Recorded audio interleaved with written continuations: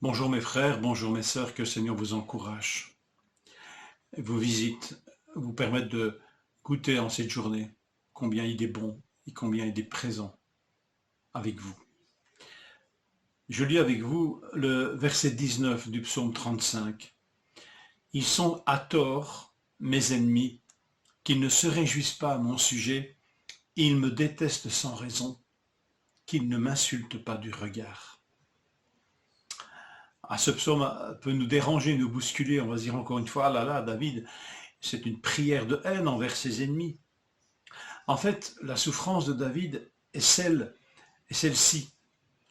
Elle est exprimée des versets 11 au verset 16.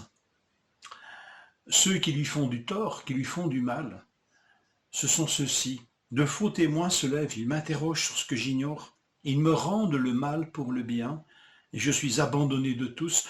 Moi, quand ils étaient malades, je mettais une tenue de deuil, j'humiliais mon âme par le jeûne, je priais la tête penchée sur la poitrine. Comme pour un ami, pour un frère, je marchais lentement, comme pour le deuil d'une mère, j'étais accablé de tristesse. Et maintenant que je trébuche, ils se rassemblent pour se réjouir. Ils se rassemblent à mon insu pour me calomnier. Ils me déchirent sans arrêt. Avec les impies et les moqueurs, ils grincent des dents contre moi. Voilà la souffrance exprimée ici par David. Ce n'est pas n'importe qui lui fait du tort. Il dit en fait, ils me rendent le mal pour le bien. Ceux pour qui je priais, ceux pour qui je menais deuil quand ils étaient malades, pour qui je jeûnais, pour qui j'espérais la guérison. Et voilà qu'ils se retournent contre moi. Ils me détestent sans raison.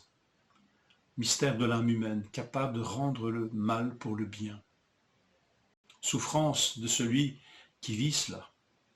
Et cette souffrance, le psaume 35, dans ce psaume 35, cette souffrance, elle pointe vers Jésus. Puisque le psaume 19 est cité dans l'évangile de Jean, au chapitre 15.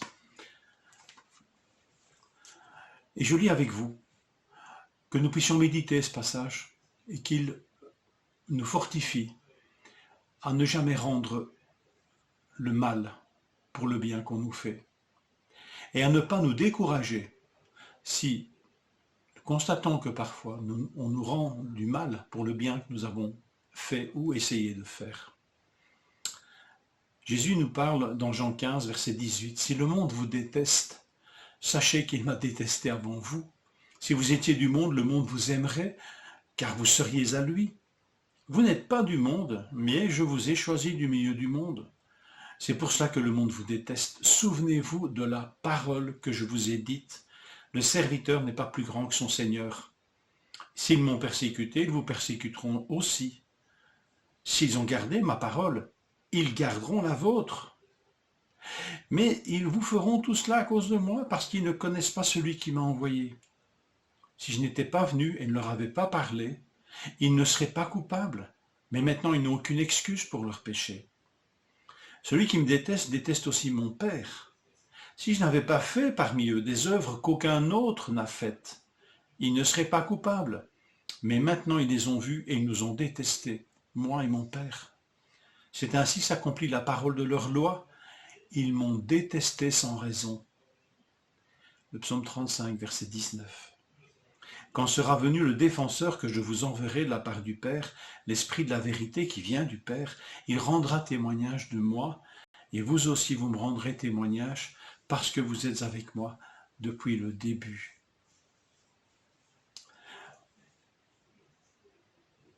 Ils m'ont détesté sans raison, et c'est ce qui peut vous arriver aussi, parce que vous êtes disciples de Christ. Mais retenons peut-être cette parole, cette promesse. S'ils m'ont persécuté, ils vous persécuteront aussi. Mais s'ils ont gardé ma parole, ils garderont aussi la vôtre. Le Saint-Esprit fait de nous des témoins. Il témoigne de Christ. Il nous permet d'être avec lui, de vivre avec lui. Alors, retenons cela comme une promesse. Si effectivement il peut nous arriver d'être maltraités et injustement traités, il est possible aussi que l'on écoute cette parole de témoignage qui viendra de nous, de nos lèvres, comme ils ont écouté celle de Jésus.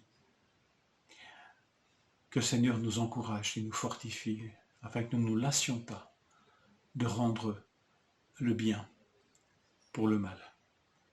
Et que le Seigneur nous garde de jamais faire ce qu'il déteste par-dessus tout, rendre le mal pour le bien. Bonne journée. Que le Seigneur vous bénisse et vous fortifie.